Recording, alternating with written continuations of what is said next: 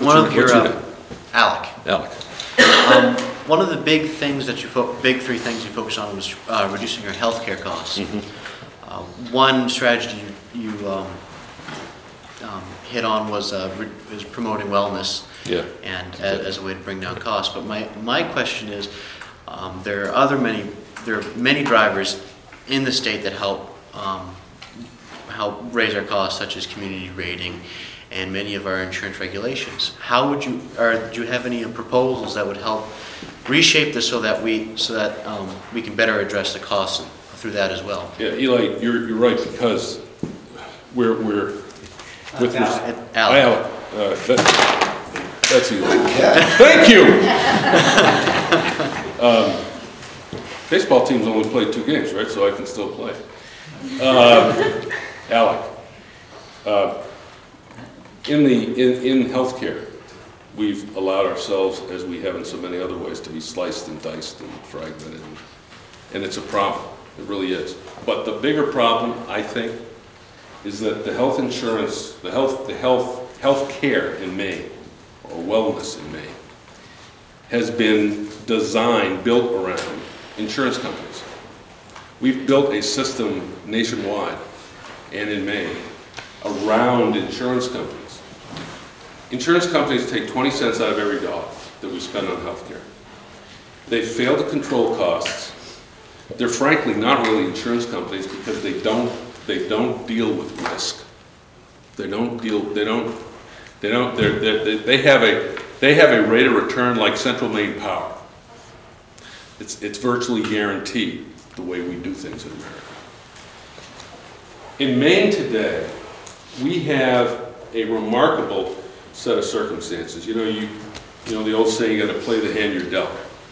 And too often the hand you're dealt is not very good. In healthcare in Maine today, the hand we've been dealt is really very good.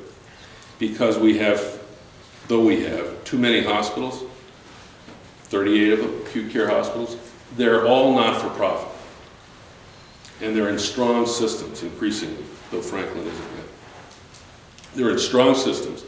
They are now employing 78% of our primary care physicians, and that's going to go to 100% functionally in a matter of a year or two. This gives us an opportunity to have a framework or to provide health care for everybody in Maine. I mean, we've got to get rid of Dirigo. Dirigo's biggest problem is based on insurance companies. We're paying insurance premiums to cover people in Dirigo. Maine Care's problem is the scope of benefits is way too broad. We're paying for stuff that really doesn't fit under essential health care services in too many instances.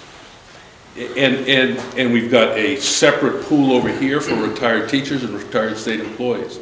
We need to bring everybody under a single umbrella in Maine. That's the first thing we need to do. Second thing we need to do is we need to provide access to access to essential health care services to everybody. We have to do it at a cost we can afford and sustain.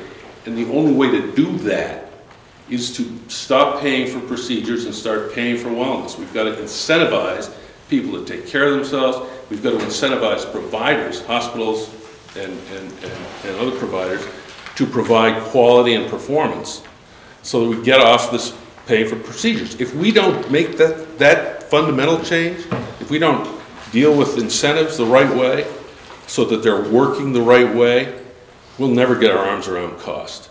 What's the only good thing, not the only thing, I'm exaggerating, one of the good things you can say about the Senate bill, which I think and wrote was a travesty the way it was enacted.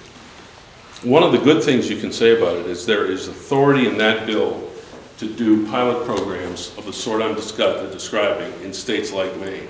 And we are probably better positioned to do this and to control our health care costs that way than any other state in the country.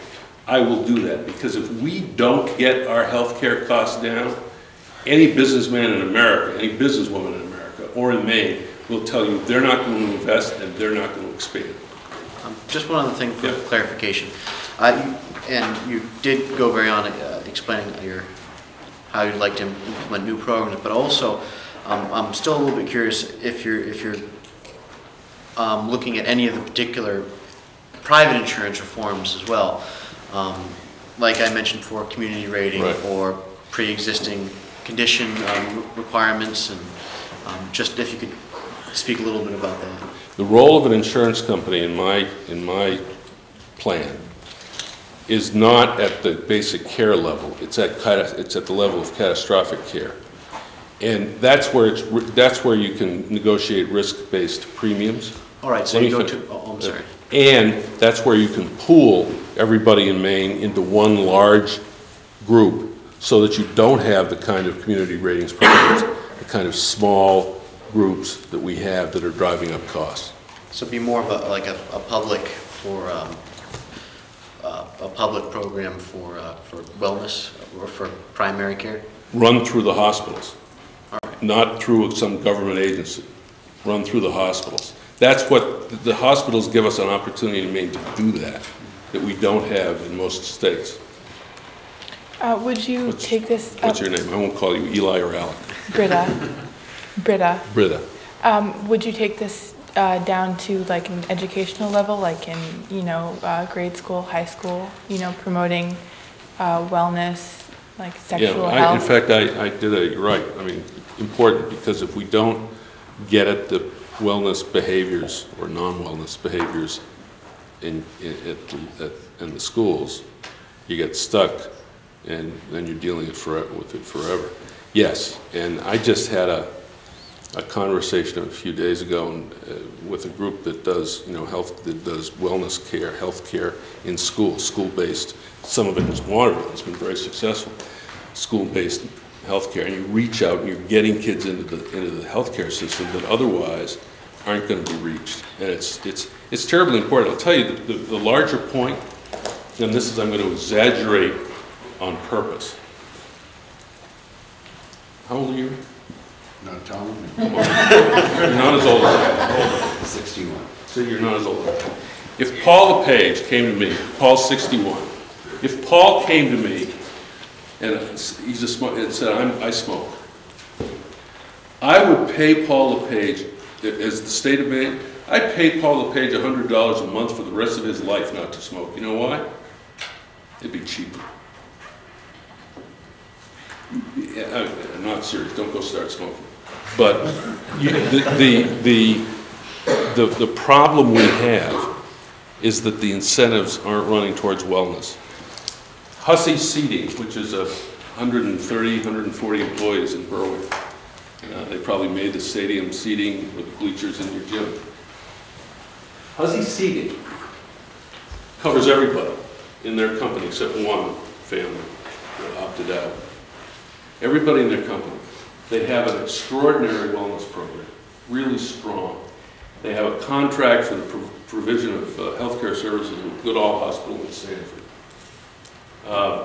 This was designed, they basically copied the plan that Pete Biggie put into place at Chinbrook.